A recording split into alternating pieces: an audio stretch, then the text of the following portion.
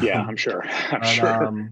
It's I like to intimidating. know all the backups, and I even do my phone because it's super backup in terms of quality and stuff like that, and it's easier for editing, of course. So Yeah, it is. um, anyhow, okay. So I will, and I'm happy to send this to you when we're done. I'm gonna tape an intro and an extra after we're done, just see Okay, where the conversation goes. But we'll just kind of start into it if you're good sure. to go. Whenever you're ready.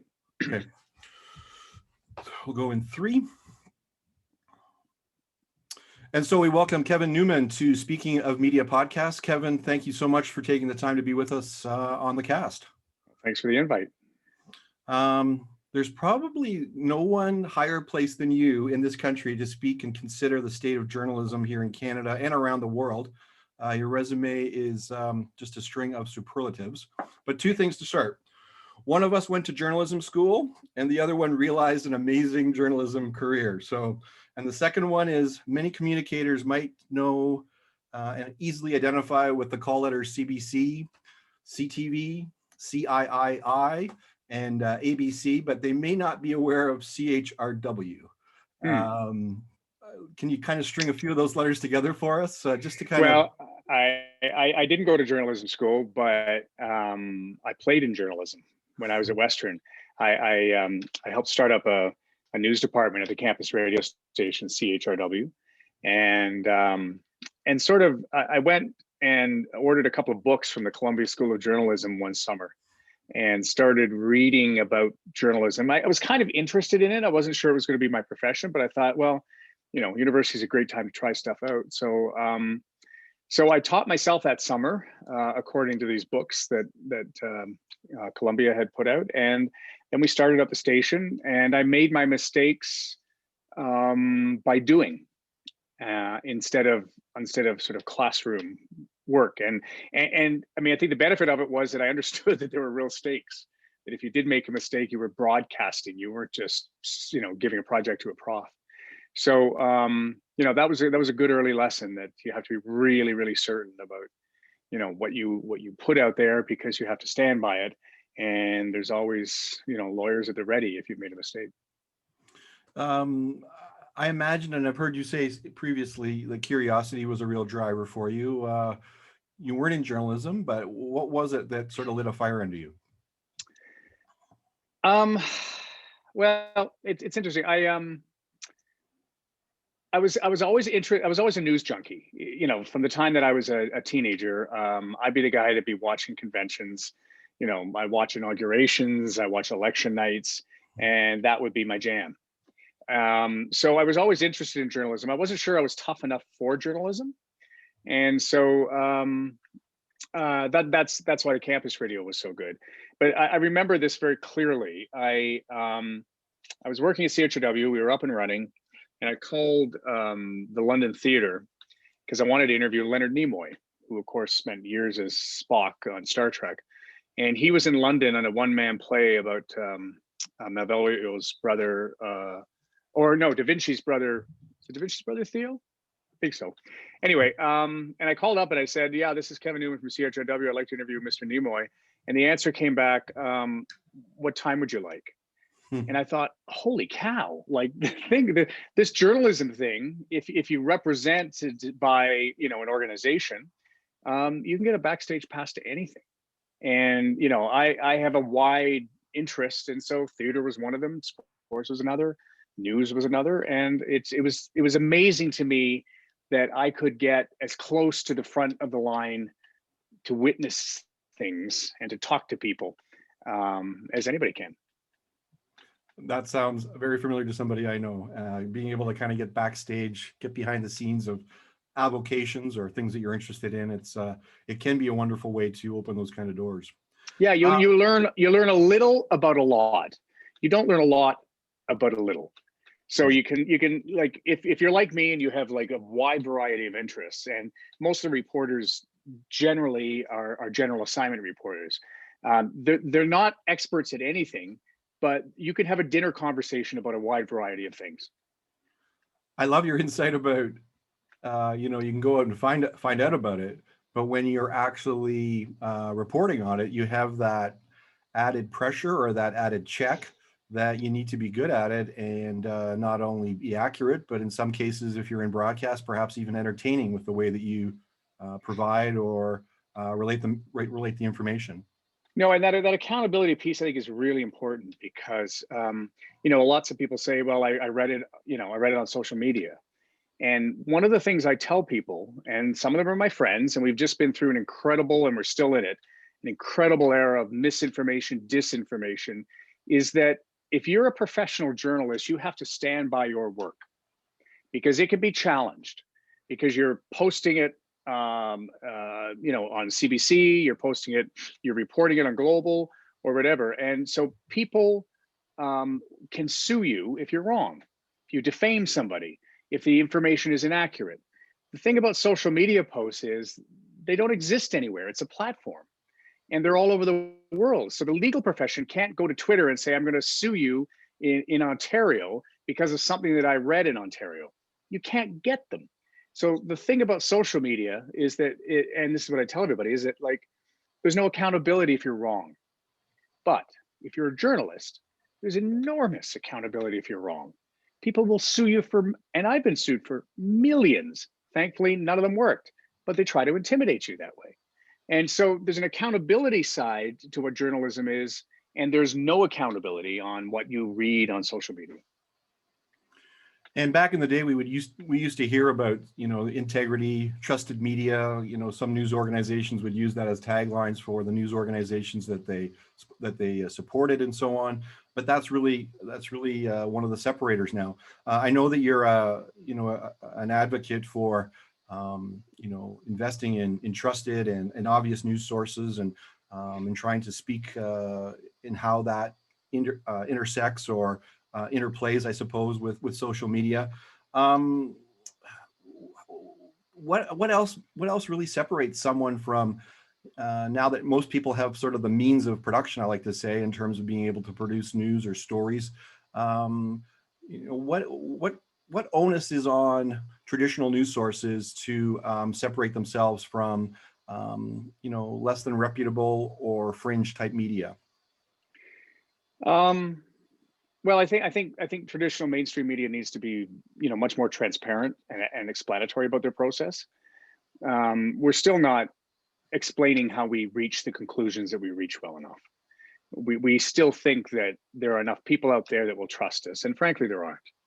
The numbers of people who mistrust mainstream media are growing. But that issue of trust, I think, is important. Not only for media, but for anybody in communications. Because people human beings naturally want to develop a relationship with the people that are providing them information on either side, and learning to trust that somebody is being fair and accurate and open is a process.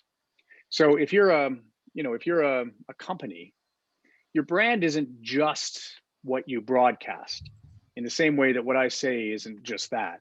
The reason people might believe me a little bit more than the other person that they're reading online is that they have a relationship with me. And so brands, I think, and in communications, corporate officers, it's no use copying what we do and broadcasting from the mount. You have to look at everything as a relationship trust builder. And that takes a whole lot of time. It takes a whole lot of commitment. And it takes a conversation that you have to have about what do we stand for? What are our principles? Where is our moral core? How are we helping people? All those kinds of soft discussions that many corporations don't have. And journalists need to have more. So those conversations, I think, are the conversations for the future for any kinds of communications, because you have to come from a point of authenticity and truth. Otherwise, you risk, not only self-destruction, but you risk in a corporate sense, you risk not being able to attract the kind of people you want in your company. You have to have thought about, where do we want impact? How do we want impact? How do we treat people? Do we stand by our products? Are they making the world better? Are they making something better? And those aren't necessarily discussions that have gone on, up until now, and I think they need to. In terms of myself talking to communicators and training and teaching communicators, especially in large public facing issues or crisis situations, trying to get either communicators or having senior leaders acknowledge that being more transparent and more authentic can actually aid in a response when a company or an organization is up against it with media. Have you seen the difference between a company that shuts down or the one that's actually willing to come forward and address issues? I'm thinking from the investigative world, Yeah. your time with W5 and so on. Obviously, you're challenging people. Would you say that it's accurate that those who actually show up for an interview or do respond actually probably get a better shake in the end than those who really try to turtle and try to ignore what's facing them? Yeah, I mean, we are under an obligation to try to get the other side of the story. And even though it's, I've sat across from so many CEOs as an investigative reporter and felt for them because they know that I'm prepared. I know that they're prepared, and it's excruciating. But I have to believe that the simple statement that says no comment on the part of the viewer or on the part of the consumer is seen as an admission of guilt. That you have to sit there and take your licks. And most people, if they're well prepared and if they've really thought it through, and it's not just like messaging crap, but if they have a real point to make, as a journalist, I have to allow them to make that point. That's my legal obligation, and it's my principled obligation. And there will be some nasty reporters out there that might not use the whole phrase, but I think overall, yes, I believe that being seen to stand up for your company, being seen to stand up for a principle, and admit when something is wrong and a mistake has been made is entirely to the benefit of your brand. So many times I've said, here's the statement from the company, but it's meaningless. That's not really going to help them much. But I have also seen people come on camera who are not prepared and who have not thought this through, who have listened to their lawyers who are saying, don't talk about this, don't talk about that, don't talk. And so they've got deer in the headlights and they look guilty. The better discussion I've had to have is like, where was I wrong? What are the implications of admitting I'm wrong? How do I make things better? And what pledge can I make to what action I'm taking to correct the mistake? Because, again, it's about trust. It's about a human relationship. And if you are just a piece of paper as a corporation, you're not winning that argument. We've talked in the past about sort of the half issue, and you mentioned it, issuing a statement. And of course, from the communication or the communication department representing the organization on that is, and I realize that in certain circumstances, there are scenarios or there's elements that make corporations or companies think that way. But in essence, a company is, technically responding, but they're not really open to being tested on that or being questioned beyond that. We see that again south of the border when a president believes that he's had all his communication channels cut off when he doesn't have Twitter to refer to, when he's got a briefing room in his house. But again, just for communicators, when you decide to issue a statement, the realities of that are that, yes, you have responded, but I can't believe that that's ever really taken very well. And although you may feel an obligation to at least refer to it, you're basically going to be giving, if there's an opposition or someone who's contrary to what the company's doing, that gives the other side a real field day to go after whatever the issue might be. Well, and you don't know that I don't have an employee of yours, a senior employee that has already gone on camera and has accused you of many things, right? I'm not going to tell you that because that's not part of of what investigations do. So you may find yourself by a simple statement like contradicting somebody in your own company or somebody who's been a customer or somebody else, and you don't have complete control over the messaging at that point. Right. So you know, I think it's important to say that you should never ever speak an untruth. And almost 100% of the time, it's the cover up that gets people. It's not the initial problem. So, you know, quite often you can get people in positions who are listening to, you know, forgive me, lawyers, but listening to lawyers a little too much that think that if they just put this out, you know, and if it's not entirely truthful, that it'll go away. But in 40 years of journalism, I can tell you that, you know, as soon as you put out something that's untruthful, there are many other people who are going to call me up and tell me that that's untruthful and provide the evidence likely to prove that it's untruthful, and then you're in real trouble. Right. I think about as we're talking about this, the role of and the choice of spokesperson for an organization. We talk a lot about the various elements that can go into making a decision on who that might be, how far up the chain you want to elevate it at the point that an issue comes forward. For me, I'm always feeling like someone who's emotionally intelligent, who has obviously enough clout to, you know, represent, but also perhaps look forward on an issue, is someone who is good to put forward. Are the people that you've come across that are good at what they're doing in terms of responding been that way, or? Yes. Yeah, I think that's key. And it's not only key just for like what you tell a reporter, but all of your employees are going to watch that interview too. And so that person isn't just you know, speaking externally for the company, they're speaking internally as well. So someone, as you said, with an emotional EQ, somebody who can frame a story around something, and someone who genuinely feels the words that they're saying is better. And it's not just because it's better television. It's better because you're also sending a signal to, you know, the people inside your shop that it's okay. You work for a company that learns from its mistakes, or you work for a company that cares about getting things right. And in some ways, that's almost more important because you know, today's workforce, you know, they more and more people want to believe in the work that they do. It's not enough to get the paycheck and to do a good job. There's a connection on a moral level. And so, you know, somebody who can't frame things that way, doesn't think that's important, is going to, you know, not be the best person, I think, to put forward. I do think that EQ and someone who genuinely is truthful and human is a better spokesperson in most cases.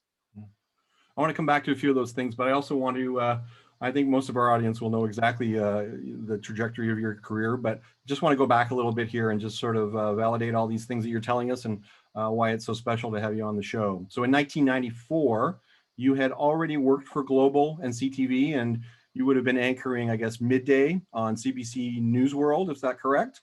And yeah, it was a new newscast on the CBC network across the country. And things were looking, from a reviewer's point of view, pretty rosy. But behind the scenes, and with you, there were a lot of decisions and challenges coming your way that you had to make a choice of that that people couldn't. Yeah, the TV business is foreseen. It's kind of brutal. TV business is kind of brutal. Yeah, no, I was about to be replaced, and then they didn't have another place for me, or they didn't communicate it well enough, so I took another job offer. And so that's what I want to talk about. So you went south of the border in a rather celebrated way. You worked at ABC News. You found yourself on Good Morning America, and you were anchoring and corresponding for World News and all its various shows and so on under Peter Jennings, of course. And for people who don't know, that a Canadian as well.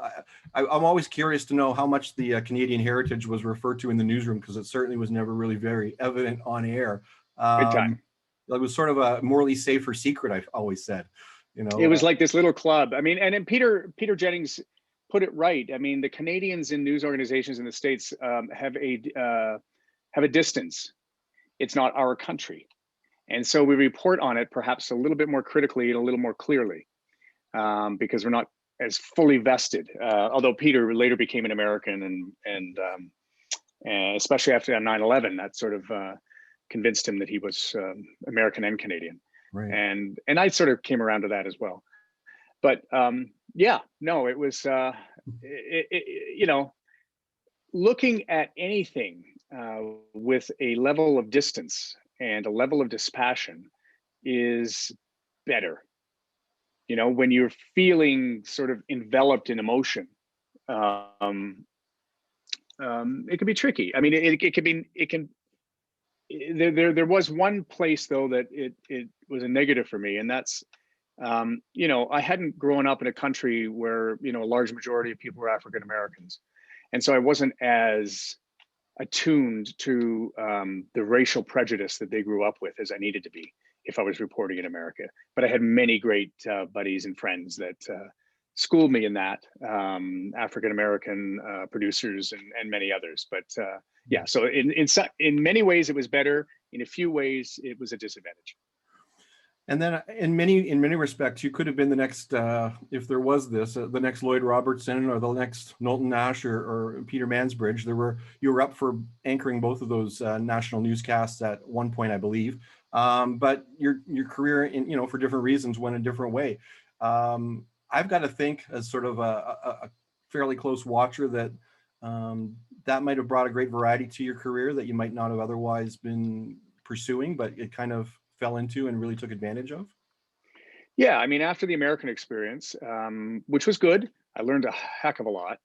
I wanted to create something. And so Global, the third network in Canada, gave me the opportunity to create their new national newscast, help create it.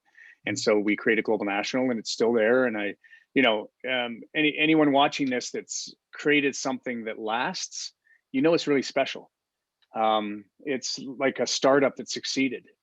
And so that, when I look back in my very career, that one's probably the most special to me because we started with nothing, and 5 years later we were the leading national newscast, beating the other guys.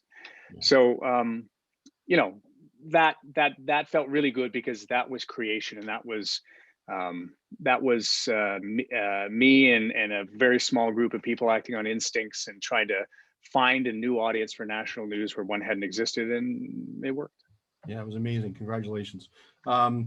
So speaking of Global National, you were a part of that sort of founding group, and 9/11 comes along. After moving over from ABC, I can tell you that this is maybe somebody who you worked with, Aaron Brown. It was 9/11 was his first day at CNN on his way to work. It was my fourth day at Global 4 days after you started, correct? Yeah. Yeah. It was a brand new network, and 16 hours. And sometimes, as some of your listeners may know, things forged in fire mature quicker, and I think that was the case for us. Any reminiscences about 9/11, knowing that it was really at the start of that grand project that you had, in essence, created? Yeah, it's interesting. It's coming up to the 20th anniversary of it, so this is history for a good number of people. Mm-hmm. But for my generation of journalists, this was the seminal event. And the reason is, up until that time, there weren't any Canadian reporters who had covered Canadian troops in combat in 2 generations. We didn't have war correspondents other than ones that lived in London and covered other people's wars. But this was a small group of very young journalists who suddenly had a catastrophic story to cover that was scary, that impacted their families, that impacted everything about, our 2 countries. And so it became sort of the defining, I think, experience, because it's, the Afghan war is only now winding down, and it looks like the Taliban is going to be back in charge. But that's a 20-year span that we've all covered. So I think for our generation, that was it. I think for this generation, of course, misinformation, the Trump years, the disintegration of trust in our profession is the story that they'll probably remember best. Yeah. I feel like it was around that time when network news, especially in the States, we're sort of bombarded with it here in Canada. That's when you started to sense that that networks were kind of going into their own corners. Yeah. The Fox News coming forward, the Bush years, and so on. Again, I just want to talk. I just want to get as much as I can out of you with regards to your impressions of journalism and where that's gone. But from a broadcast network standpoint, it's obviously been very accentuated in the last 4 years. Is that something that you can kind of pull back on? Is that something that's You know what? Those guys are making too much money at this, unfortunately. And the thing I have to remind everybody too is that, like, that hasn't happened in Canada. Our all news stations are still pretty much covering the news. So if you're engaging with an all news station, CBC, CTV Global, you could pretty well count on getting a fair shake. But I mean, I watch CNN, I watch MSNBC, I watch Fox News, and those are opinion networks. They're no longer news networks. And I mean, the reason that they're making so much money is not only ratings, but they don't have to invest in covering the news. They put 4 people on a desk in the studio and away they go. And that's cheap as hell. right? So, I mean, they've been able to reduce the cost. They still call themselves a news network, but in my humble opinion, they're more opinion networks. And they're kind of tainting what everyone thinks news is.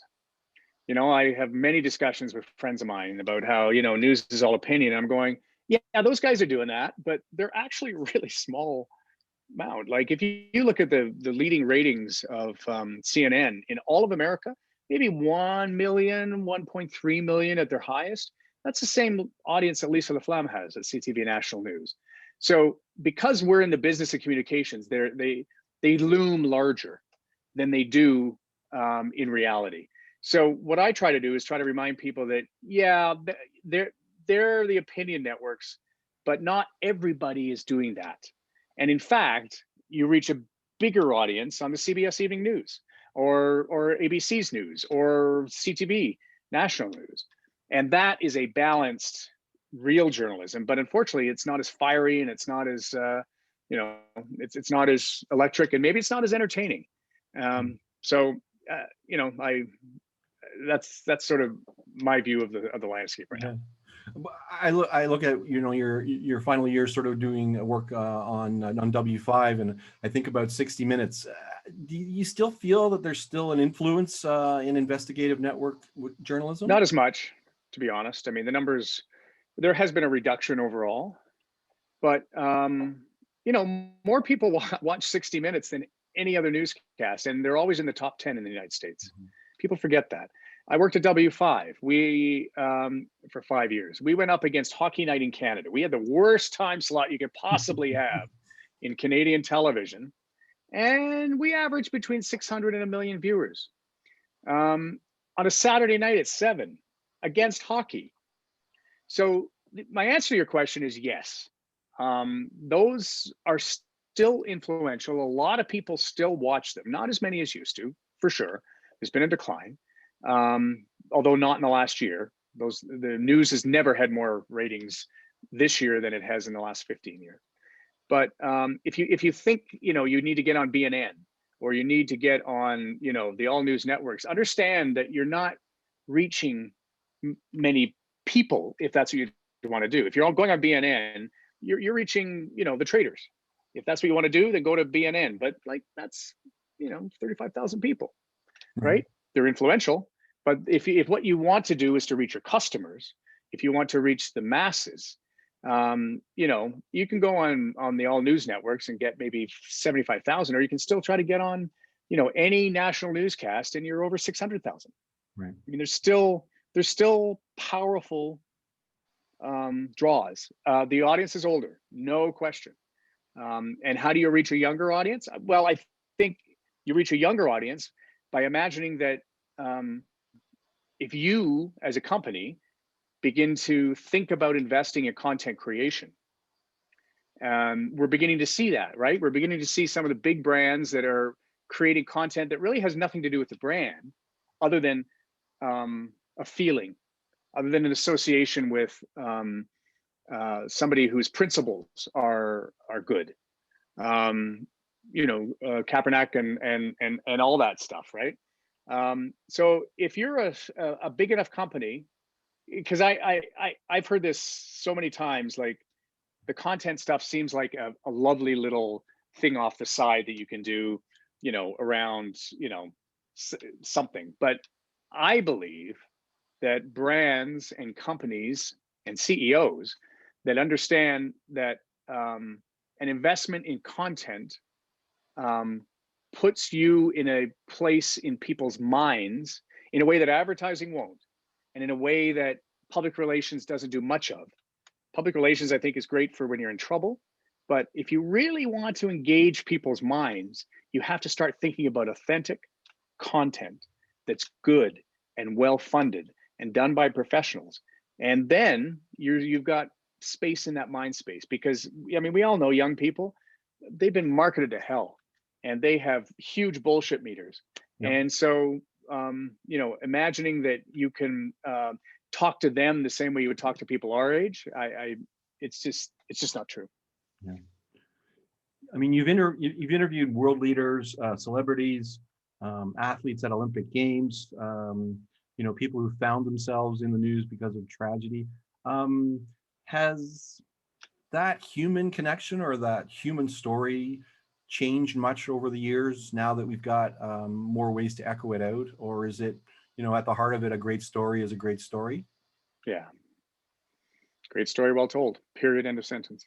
Yeah. You know, and that's true of any communicator, that if you can tell a good story and tell it well, it's going to connect. I mean, think of it yourself. I mean, if you think of in your own life, where have you heard great stories? You know, it's around a campfire. It's someone relays it to you, and think of how well you remember that, right? That's the power of storytelling. It's a connection to memory and to humanity that sticks. And so if you're a communicator and you're not telling stories that stick, if you're just saying words and phrases and stuff to get the monkey off your back or whatever, then you're not really communicating, right? Where's the emotion? What's the emotional connection? To me, and in all my broadcasting and in my anchoring and in my reporting, I would always say, how do I make an emotional connection? Because then I'm communicating, right? Then somebody is going, I could be that person. I'm not like that person. I'm glad I'm not that person, but they're having a conversation because they're emotionally engaged. And if you're not, as a communicator, if you're not thinking about that emotional connection, then you're just talking words, you're not really communicating. Has there ever been, you know, a world leader, a newsmaker that's surprised you in terms of storytelling, and that things you weren't expecting that came out of nowhere, or something that you were really memorable? Yeah, those are the best, right? I know that I know that you interviewed Mandela, for example. Would that have been? Yeah, I did, and that was more intimidating for me than anything. I mean, he, you know, he was just out of jail and just emerging in the world, and you know, the only thing I could think to ask him is, why aren't you more bitter? Like, if I was you. But you know, any interview that I remember is the one where someone came with a good story to tell. You know, whether it was Tom Hanks, whether it was you know, Robin Williams, whether it was Cher, they all know, like, in an interview, that there's a story to be told. And I guess, but those aren't the ones that I tend to remember. The ones I tend to remember, and maybe this is just because it made me feel better, was the people who turned to me because no one else would listen. And so something bad had happened to them, and they had lived with it, and they had tried to fix it as best they could. And eventually they picked up a phone and they said, can I just tell my story to you? Because I don't think this is right. And as a reporter, you can't go to every story like that, but you do your research and you figure out, no, there's what's happened to this person might happen to somebody else too. And to sit across from somebody who has not been listened to, and give them the opportunity to speak their truth. I think that's the thing that I loved most about it all, was that I always told them, I said, I'm not sure I can help you. I'm not sure that something's going to be fixed, but I want you to know that I will listen to you and that others will listen to you. And usually that's enough to give them peace. And that's likely a product out of the fact that they knew of you and trusted you, you feel? Yeah, I think that was the key to trust, was that they thought that I would not screw them. Yeah. I know, Kevin, that you've been big on we talked a little bit about social media, and I know you've been out there and you got your own podcast, or you had. Is that still carrying on and commenting on No, social? I have fully retired. Okay, good. Well, that's good too. You've fully earned that. So, Yeah, thank but you. I do know that you had an interest in an advocacy Yeah. for innovation, your connection with KW and the community tech community and so on. Yep. I guess I'm talking to people who are maybe actually going to journalism school, be it Carleton or Western or Ryerson or whatever, hearing that there are probably, not as many jobs in journalism, but the communication might be an outcome for them. Right. What do you say to people like that who are wanting to do this, not sure if they can, maybe have to do on the side? What's the message that you give them now, knowing what the landscape is currently? Yeah. Well, I'm honest with them and I say, like, it's really hard. I mean, when I was fortunate, I came through journalism when it was a profession where you might even have benefits. Although, the last 20 years of my profession, I didn't have any benefits. But it was possible to have a job and support a family mostly. There were times I had two jobs because journalism didn't pay enough. But you have to think of it as a trade, I tell them. And that, if you are curious and if you're passionate and if you have enough good tools, if you learn to write, and if you travel in your life, so you have things to say, you'll be fine. You just have to be willing to admit that, you might not work for the Globe and Mail. You might not be on CBC's The National. You might not, you might be somebody who, like my son, who works in advertising in Australia, but who tells beautiful stories about, Aboriginal engagement for airlines. There are a lot of new kinds of jobs. I was talking about this content thing that is starting to grow with brands. There's a lot of good work coming that way. And it's not pure advertising. It's not pure public relations. It's authentic storytelling, honest, emotional, visual storytelling that brands want people to feel good when they think about them. And so there's stuff to be done. Public relations, I think, I don't know. I don't know a whole lot about what kind of training people are getting. I'm always astounded that there are so many people that are focused on press releases, because I can tell you, as somebody from the inside, nobody has time to read them. And for heaven's sakes, don't fax them, because faxes were pulled out of newsrooms 25 years ago. And I'm astounded how many people fax out press releases still. So don't bother.